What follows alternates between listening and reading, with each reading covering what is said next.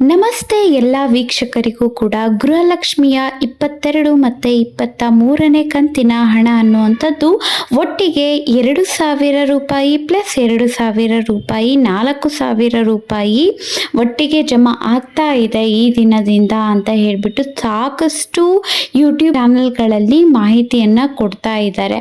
ಹಾಗಾದರೆ ಅದು ಎಷ್ಟರ ಮಟ್ಟಿಗೆ ನಿಜ, ಇದರ ಬಗ್ಗೆ ಲಕ್ಷ್ಮಿ ಹೆಬ್ಬಾಳ್ಕರ್ ಮೇಡಮ್ ಅವರೇನೆ ಹೇಳಿದಾರಾ, ಅದನ್ನು ನಾನು ನಿಮಗೆ ತಿಳಿಸ್ಕೊಡ್ತೇನೆ. ಯಾಕೆ ಅಂತ ಅಂದರೆ ಎಲ್ಲರೂ ಕೂಡ ಹಾಕೊಳ್ತಿರೋ ಅಂಥದ್ದೇನು ಅಂತ ಅಂದರೆ 4,000 ಒಟ್ಟಿಗೆ ಅಂತಂದರೆ 2 ಕಂತಿನ ಹಣ ಅನ್ನುವಂಥದ್ದು 4,000 ಒಟ್ಟಿಗೆ ಜಮಾ ಆಗ್ತಿದೆ ಅಂತ ಹೇಳ್ತಾ ಇದ್ದಾರೆ. ಹಾಗಾದರೆ ಇದು ಎಷ್ಟರ ಮಟ್ಟಿಗೆ ನಿಜ ಅನ್ನುವಂಥದ್ದನ್ನು ನಾವೀಗ ಮಾತಾಡ್ಕೊಳ್ಳೋಣ. ಅದಕ್ಕೂ ಮುಂಚೆ ನೀವಿನ್ನೂ ನಮ್ಮ ಚಾನಲ್ಗೆ ಸಬ್ಸ್ಕ್ರೈಬ್ ಮಾಡ್ಕೊಂಡಿಲ್ಲ ಅಂತ ಅಂದರೆ ಈಗಲೇ ಸಬ್ಸ್ಕ್ರೈಬ್ ಮಾಡ್ಕೊಳ್ಳಿ. ನೋಡಿ ಸ್ನೇಹಿತರೆ, ಗೃಹಲಕ್ಷ್ಮಿ ಯೋಜನೆ ಬಗ್ಗೆ ಯಾರಿಗೆಲ್ಲ ಗೊತ್ತಿಲ್ಲ ಹೇಳಿ. ಕರ್ನಾಟಕದಲ್ಲಿ ಗೃಹಲಕ್ಷ್ಮಿ ಯೋಜನೆಯ ಅಡಿಯಲ್ಲಿ ಯಾರ್ಯಾರಿಗೆಲ್ಲ ಅರ್ಹರಾಗಿದ್ದಾರೆ ಅವರಿಗೆಲ್ಲ ಕೂಡ 2,000 ರೂಪಾಯಿ ಪ್ರತಿ ತಿಂಗಳು ಕೂಡ ಕೊಡ್ತಾ ಬರ್ತಾ ಇದ್ದಾರೆ. ಒಂದು ತಿಂಗಳು ಲೇಟ್ ಆಗಬಹುದು, ಆದರೆ ಯಾರ್ಯಾರೆಲ್ಲ ಅರ್ಹರಾಗಿದ್ದಾರೆ ಅವರಿಗೆ ಅಂತೂ ಹಣ ಅಂತೂ ಬರ್ತಾ ಇದೆ.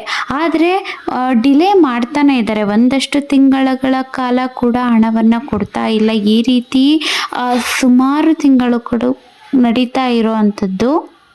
ಇದೇ ರೀತಿಯಾದಂತಹ ಗೃಹಲಕ್ಷ್ಮಿ ಯೋಜನೆಯ ರೀತಿಯಾಗಿಯೇ ಬೇರೆ ಕಡೆ ಕೂಡ ಅಂದರೆ ಬೇರೆ ರಾಜ್ಯಗಳಲ್ಲೂ ಕೂಡ ಇದರಿಂದ ಬೇರೆ ಬೇರೆ ಯೋಜನೆಗಳನ್ನು ಕೂಡ ತರ್ತಾ ಇದ್ದಾರೆ. ಅವರಿಗೂ ಕೂಡ ಹಣವನ್ನು ಕೊಡೋ ಮೂಲಕ ಮೋದಿ ಯೋಜನೆ ಅಂತ ಆಗಿರ್ಬೋದು, ಮೋದಿ ಗ್ಯಾರಂಟಿ ಅಂತ ಆಗಿರ್ಬೋದು, ಈ ರೀತಿ ಸುಮಾರಷ್ಟು ಮಾಡ್ತಾ ಬರ್ತಿದ್ದಾರೆ. ಅದೆಲ್ಲ ಪಕ್ಕಕ್ಕೆ ಇಡೋಣ. ಆದರೆ ನಮ್ಮ ಒಂದು ರಾಜ್ಯದಲ್ಲಿ ಏನು ಅರ್ಹರಿದ್ದಾರೆ ಅವರಿಗೆಲ್ಲ ಕೂಡ ಡಿಲೇ ಆಗ್ತಾನೆ ಇದೆ ಅಂತ ಹೇಳ್ಬೋದು.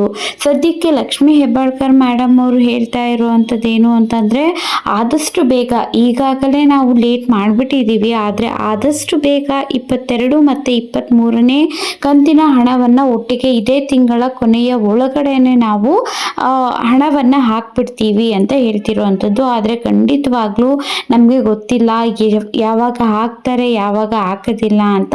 ಬಟ್ ಯೂಟ್ಯೂಬ್ ಚಾನಲಲ್ಲಿ ಬರ್ತಾ ಇದೆ, ಇವತ್ತು ಬಂದುಬಿಡುತ್ತೆ ಇಷ್ಟು ಜಿಲ್ಲೆಗೆ, ನಾಳೆ ಬಂದುಬಿಡುತ್ತೆ ಇಷ್ಟು ಜಿಲ್ಲೆಗೆ. ಖಂಡಿತವಾಗ್ಲೂ ಆ ಥರ ಬಿಡೋದಿಲ್ಲ. ಇಲ್ಲಿ ಕೂಡ ಹಂತ ಹಂತವಾಗಿ ಹಣವನ್ನು ಕೊಡ್ತಾರೆ ಅಂತ ಹೇಳಬಹುದು.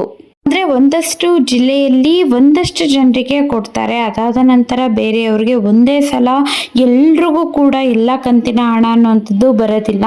ನಿಮಗೂ ಕೂಡ ಗೊತ್ತಿರುತ್ತೆ, ಒಂದಷ್ಟು ತಿಂಗಳ ಹಣ ಅನ್ನುವಂಥದ್ದೇ ಕೆಲವೊಬ್ಬರಿಗೆ ಬಂದಿರೋದಿಲ್ಲ, ಕೆಲವೊಬ್ಬರಿಗಂತೂ 3ರಿಂದ 4 ತಿಂಗಳ ಹಣ ಕೂಡ ಬಂದೇ ಇರೋದಿಲ್ಲ. ಒಂದಷ್ಟು ಜನರಿಗೆ ಪ್ರತಿ ತಿಂಗಳು ಕೂಡ ಬಂದಿರುತ್ತೆ. ಸೊ ಅದು ಗೌರ್ಮೆಂಟ್ ಅವರಿಗೇನೆ ಬಿಟ್ಟಿರುವಂಥದ್ದು.